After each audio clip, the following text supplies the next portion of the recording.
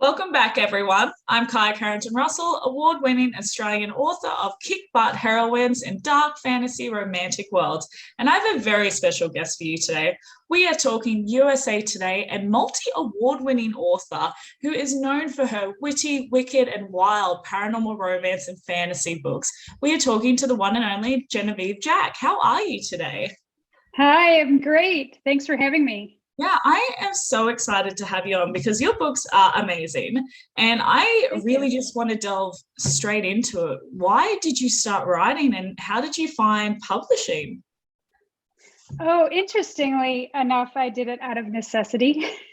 My oldest daughter, when she was young, this is back in 2006, I was working in management at a major insurance company here in the US.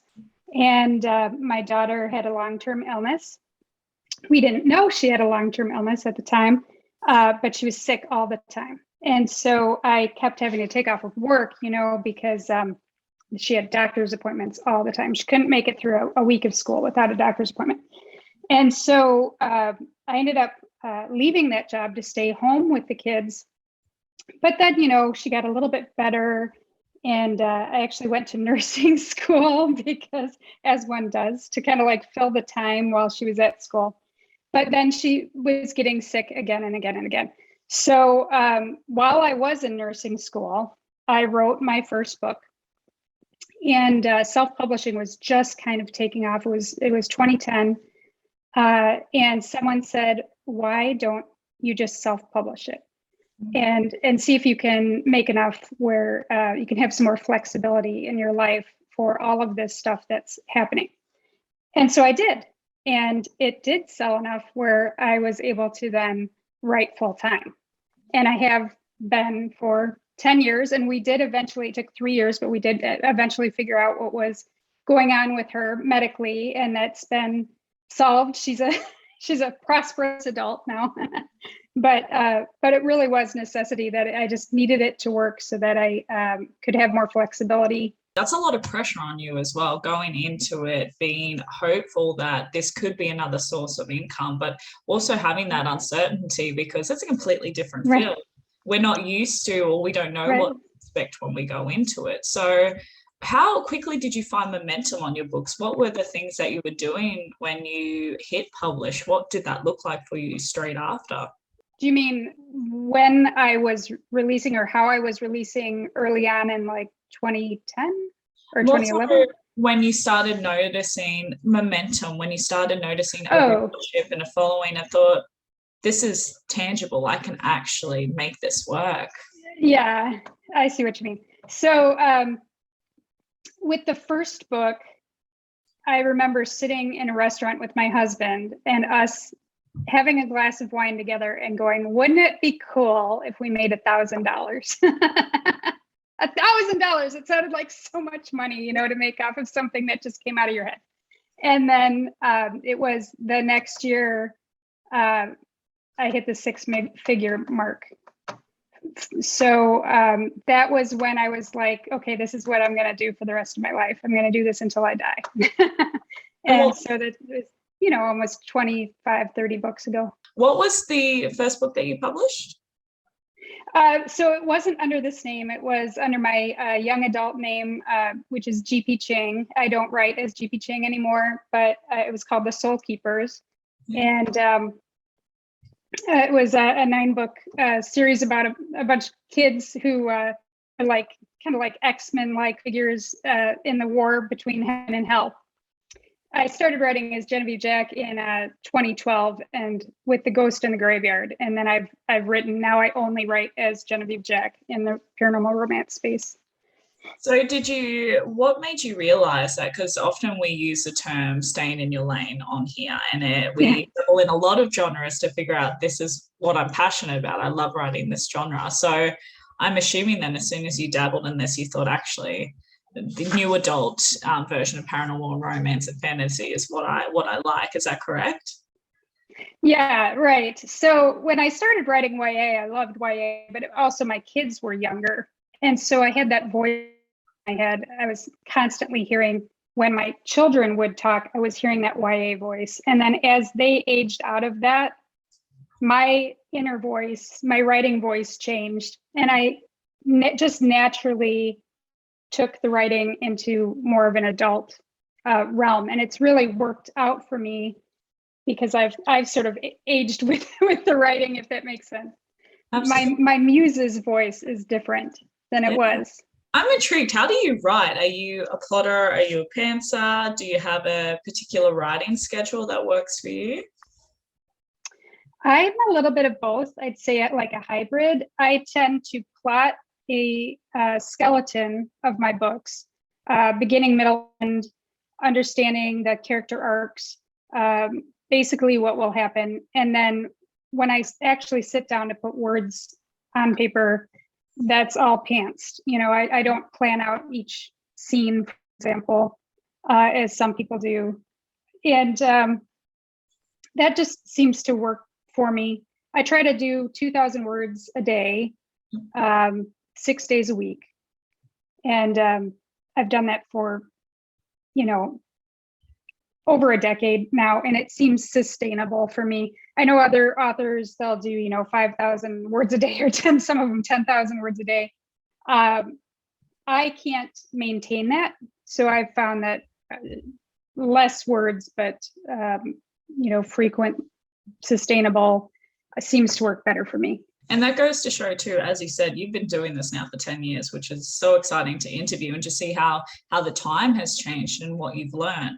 But consistency is key. And I think a lot of people make the mistake in burning themselves out in the process because they want to write those 5,000, 10,000 words a day. And credit to the authors that can do it and sustain it.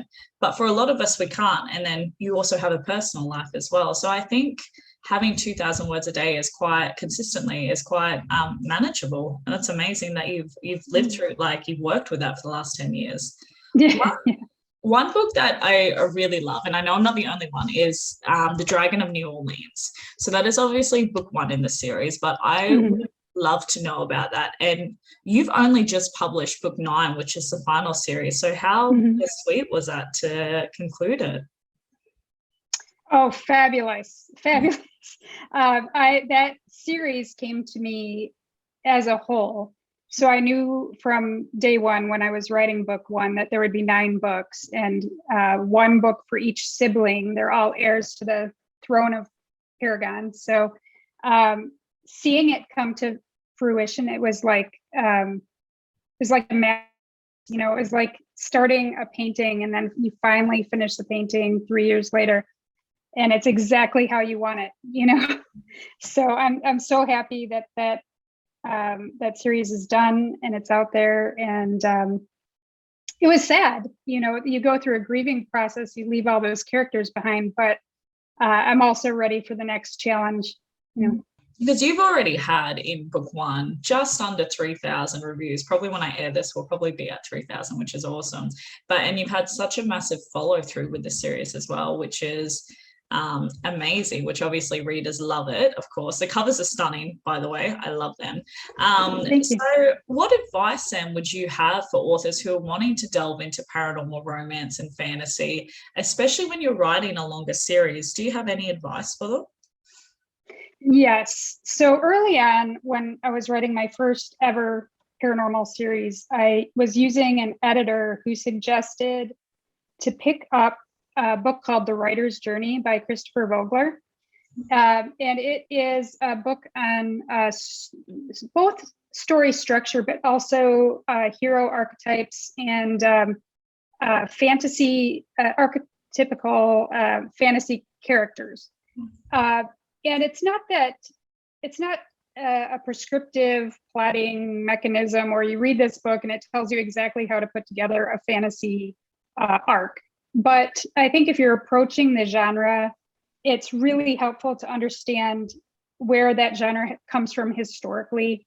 And his book follows, the theories of Joseph Campbell and the hero's journey and how that's adapted into fantasy in modern storytelling. And so that did help me a lot, reading that book, kind of internalizing it. When I approach a new world, there are certain things that I'm bringing that I know need to be there. I think where people struggle is they've read a lot of fantasy, or they've read paranormal romance, and they know what they like, and they try to reproduce it, but they really don't know why. They really don't know why the story is moving the way it is. And maybe their first book, they love it because it's like what they like to read, but then they really don't know where to go from there. So I think that would help a lot. Yeah. To check out that book. Yeah. And I think especially when it does come to a longer series as well, a lot of people can get stuck with it, as you said, because they write that first start off, and why a lot of people get excited about new projects, but then they don't know where they're taking it or how to shape it. Right.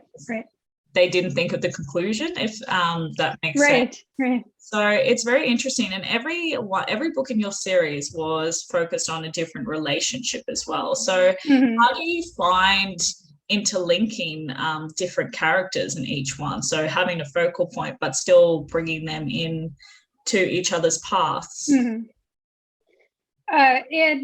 that specific series, I knew that all of the characters were related. So they're all heirs to the kingdom of Paragon. They were exiled after the oldest Marius was murdered at his coronation to take over from the evil queen, the queen mom. And so they're scattered across the earth. So I knew that each book would be somewhat a standalone because it follows the love story of a specific sibling. But then my series is tied together with an overarching story about how the siblings take back their kingdom, because they're royal heirs, and so eventually they figure out, hey, this bad thing happened, and if we do this, we can take back the kingdom and save their world, their original world.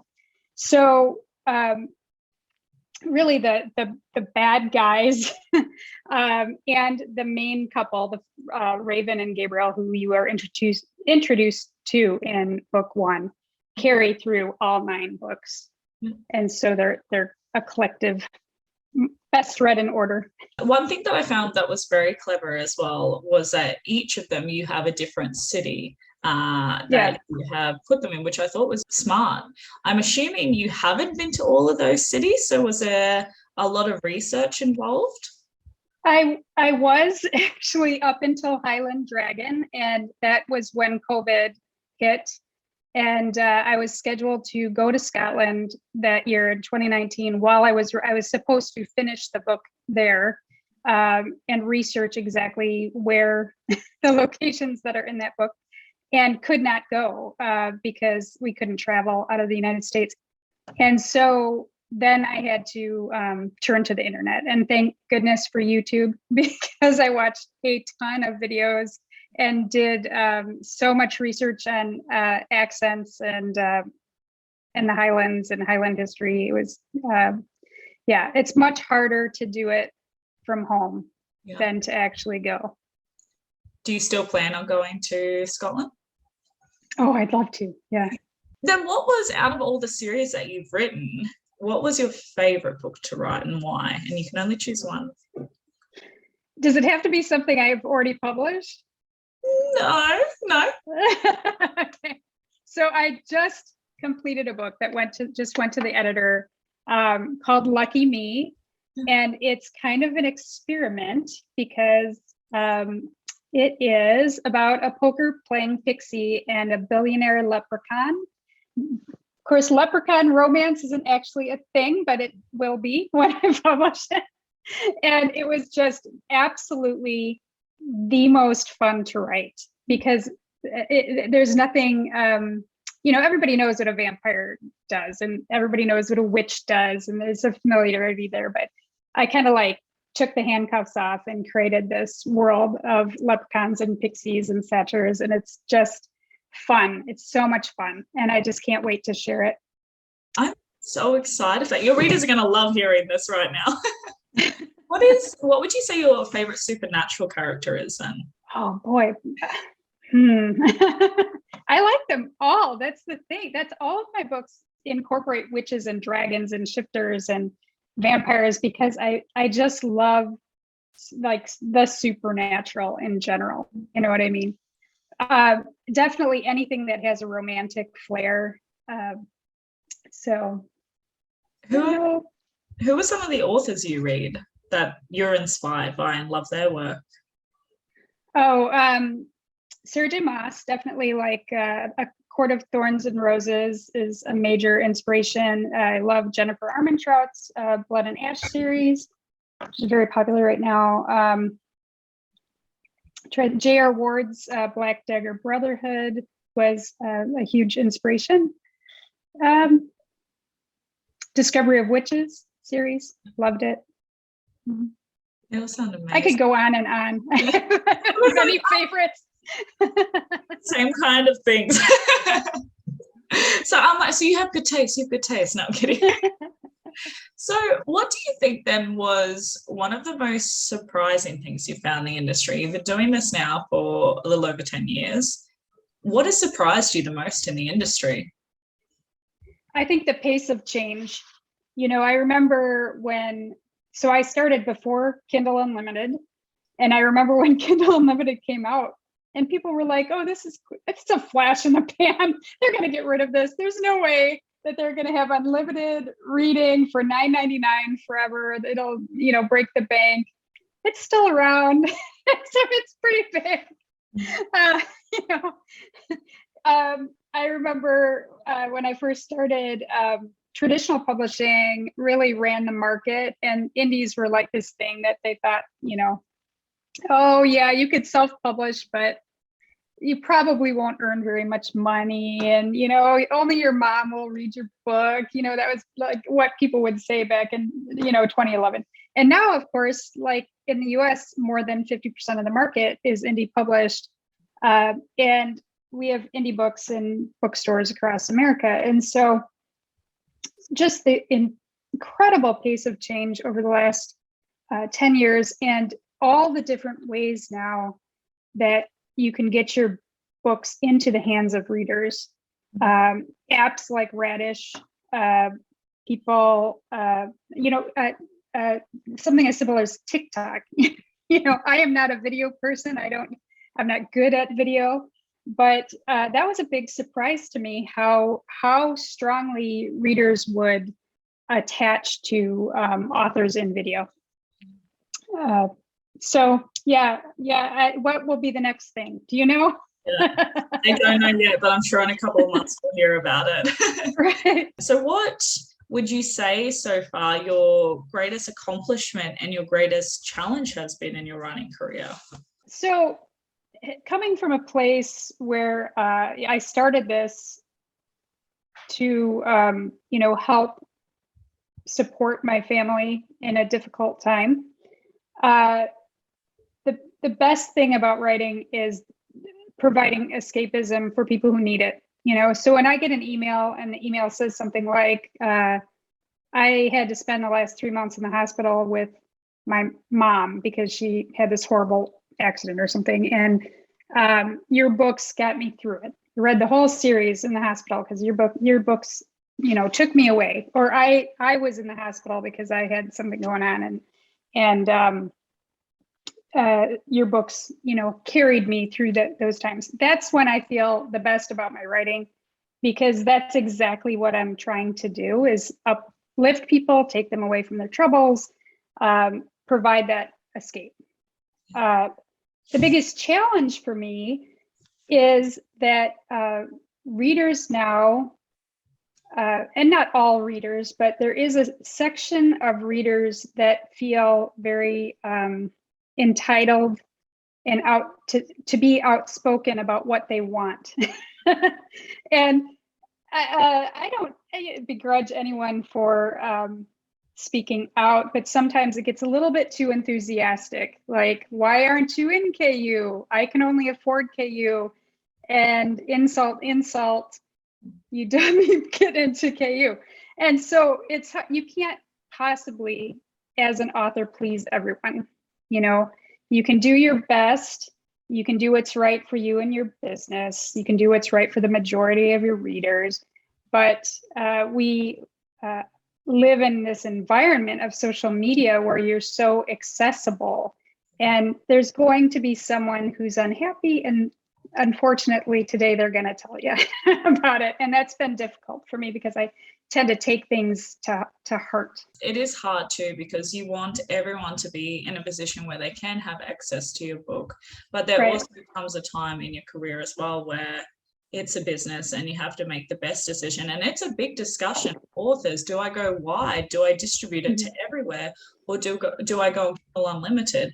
And what it comes down to at the end of the day is what's going to be most profitable for me, so then I can continue writing and bringing out more books. And it is very hard when you do get those messages, because you are trying your best to please them. So I can 100% to relate to that. And I think a lot of authors can. And I think too that readers sometimes, and they don't have to know, but they're in those groups, they see some of the behind scenes of how hard work, and then to still kind of get thrown that's very disappointing as well. The industry is as supportive as it can be cutthroat in some aspects, I want to say. Absolutely, I agree. Yes. Then speaking of readers, who we love because they make the dream come true, what is one particular memorable reader moment for you that's really stayed with you throughout the years? You know what, there's so many. I wouldn't say I have like one specific, but definitely the emails where, as I was saying, as people will sometimes email me and say that the books meant something to them personally, got them through a hard time or whatever. I love when readers come to see me at signings. Occasionally I've had people like bring me gifts and things that's really nice, or travel, a long way to see me. But really, I just adore all of them. There could not be one person that I pick out and say, oh, this was just like the most memorable moment, because I really appreciate everybody who gives my work a chance, One thing that really invites them in, I'm going to say hands down because I'm obsessed with your covers, is your covers, because they're so beautiful. So I was wondering if you had any advice for authors who have started a series or they want to remodel their covers, how you are able to approach a cover artist and say, this is my vision, and be really on point for market. So I use Deranged Doctor Designs, and not that everybody should use Deranged Doctor. You should use whoever has a style that fits your vision for your books. But I think to get the most out of any artist, you really have to have a vision in your mind of what you want the end product to look like. I think you can get yourself into trouble by just saying, here's what happens in my book. Here's the synopsis of what happens in my book. I don't think that's enough guidance. I think you as the author need to understand the market and look at the top 100 of your chosen category, see what's selling and what those books look like, and maybe change it a hair so that you're not, you don't want to look too close to what everybody else is doing, but also, we're talking a 5-degree difference, not a 90-degree difference. So it should definitely support the tone, reflect the tone of the book. So all of my covers are somewhat dark because I have, shifters and blood and magic and that kind of thing, some dark content. I decided not to go with man chest, which is very popular in if most dragon shifter romance books have a man with a bared chest on the cover. But for me, I wanted to avoid that simply because I do a lot of Facebook advertising, and it can be problematic with when you're running ads to have that on the cover. So I had given the artist guidance, that I wanted like nipples covered, if possible, put them in a suit, that type of thing. That's a little bit off genre, but not enough off genre that it affected my sales. If anything, it made those covers stand out a little bit because they were a little bit different. And then, you want something on there to let people know what they're going to get inside. So, I have a dragon imprint on every cover because it's a dragon shifter novel. So I think those are all really important things. And the other tip would be do a little research into various stock art. If you're going to use stock art, if you're not going to pay for custom photography, go a little bit deeper. Don't grab the first one that pops up on Shutterstock or suggest that to your artist, because that's going to be the one that everybody uses. And there is good photography out there, but you might have to dig a little bit more or pay a little bit more. Well, speaking of digging then, over your 10, 12-year career, what are the 3 top marketing tips you have, advice for fellow authors? First in series free worked in 2011 when I published my first book, and it still works today. I'm a big fan of first in series free. All of my books are wide. I'm not in KU. That is a personal choice based on my specific audience. I came into my audience before KU was a thing. And so once KU existed, I already had this huge audience at Apple and Google Play, Kobo, and it just did not make sense for me.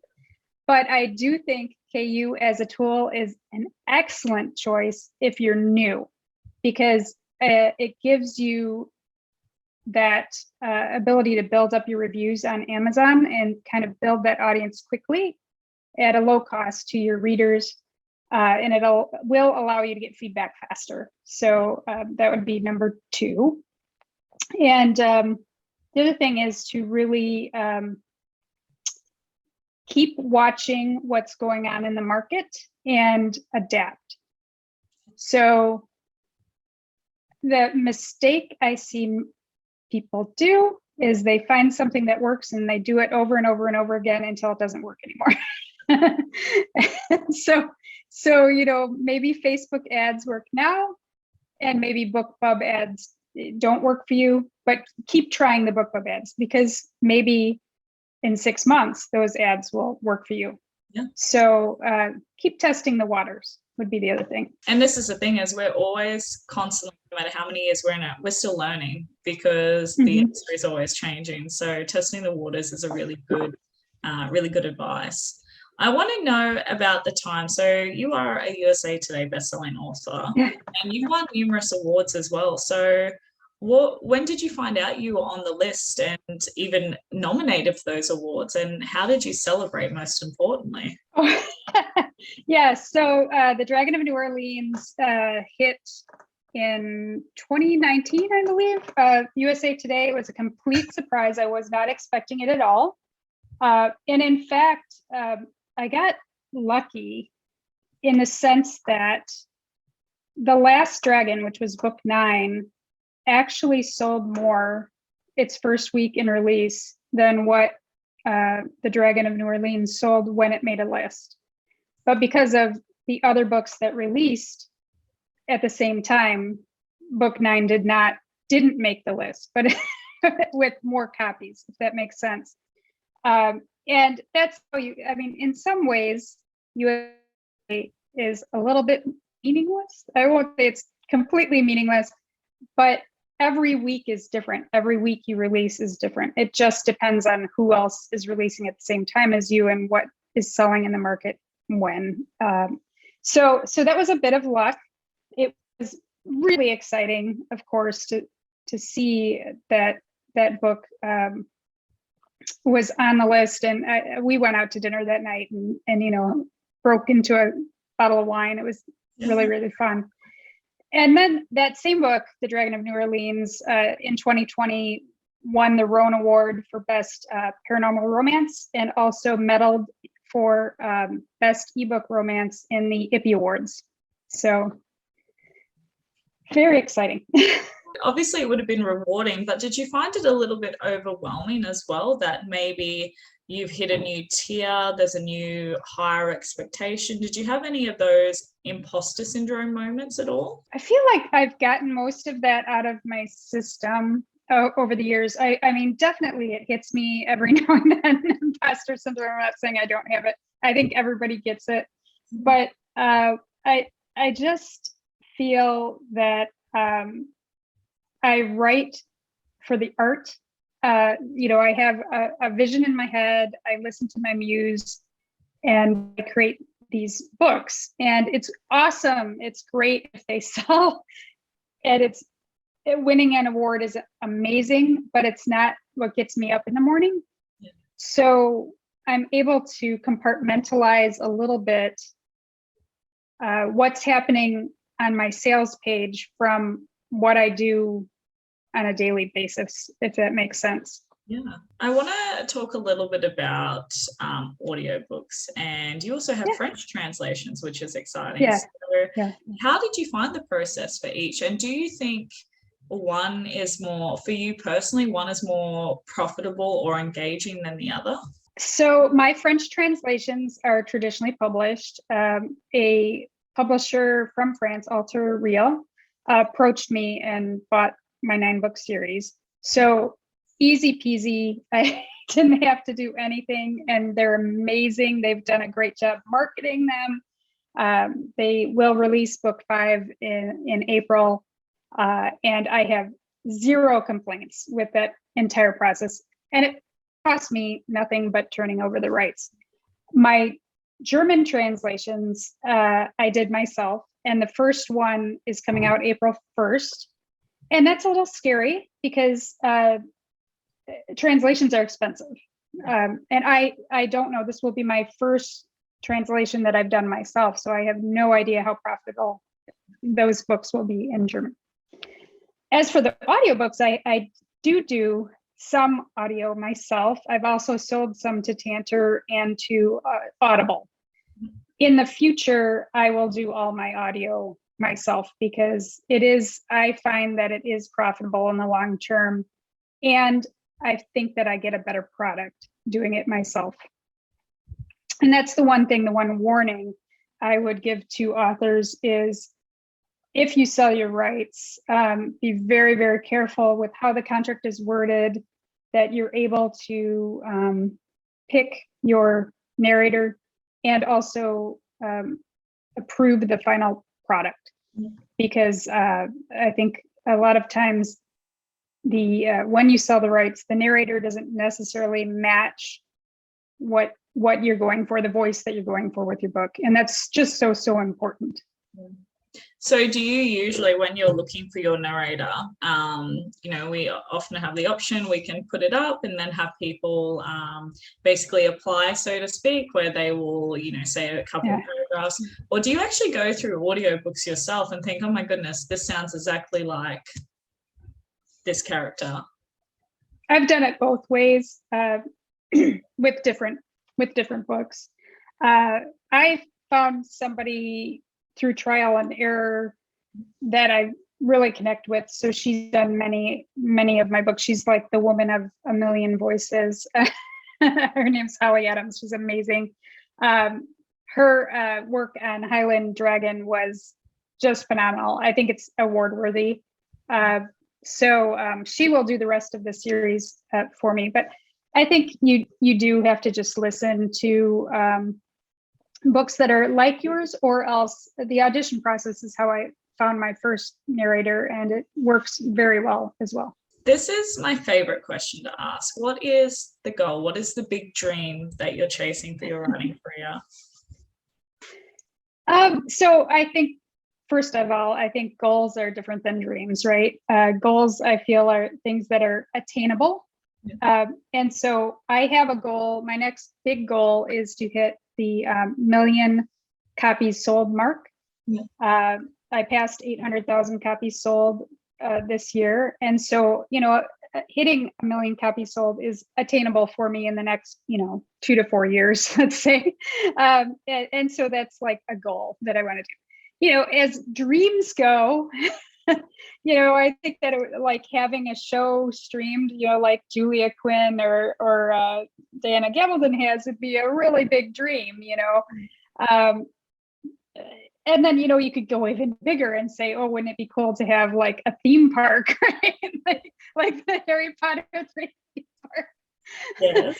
But how big can you get with these dreams? It's a dream. So In some ways, New York Times would be a dream because it's very hard as an indie to make New York Times anymore.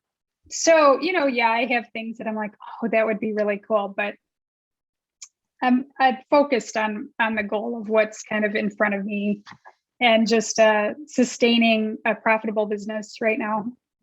I love the sounds of the theme park. I'm excited about the TV series, but you're the first person that has said the theme park, and I lit up inside the moment you said it. So I'm so excited for that. I will go. I will vote for this. I do have a segment called Speed Dating with an Author. So you and I are going to go on a very romantic date. I lit a candle. I've created ambience.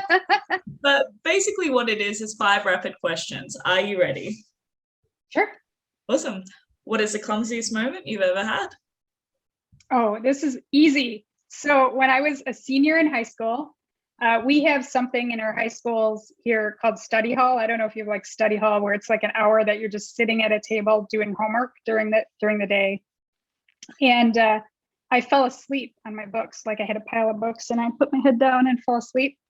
And I had a dream and I woke up and I stood up from my chair and everybody was just sitting down and it was totally quiet and I was just standing there.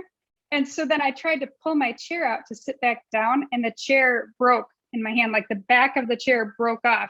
So I was literally like holding this metal piece of chair standing in this totally silent room with the proctor, like the professor just staring at me like, what is wrong with you? And yeah, I kind of got in trouble for that. But it was just, instant like flush all the way up to your eyeballs. So brilliant. That's something you would see in a movie or read in a book. What is your life motto? Oh, let's see. Probably luck is when preparation meets opportunity. Oh, I like that. I like that a lot. I didn't come up with it. That's a Seneca quote, but I was like, you're genius. What are the 3 words that would best describe you? Probably like positive, happy, what would be the third one?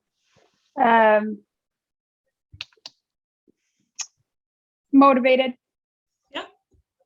Yeah. What is the song that would best describe you? I would say Stronger by Christina Aguilera. That's a beautiful song. Yeah. What is a unique talent or skill set that you have that not a lot of people know about? I can cook. Like cooking is kind of like a hobby of mine. My husband eats very well.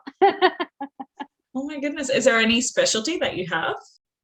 Lots of specialties. I do like cooking like Asian meals, like butter chicken or Thai coconut curry, things like that.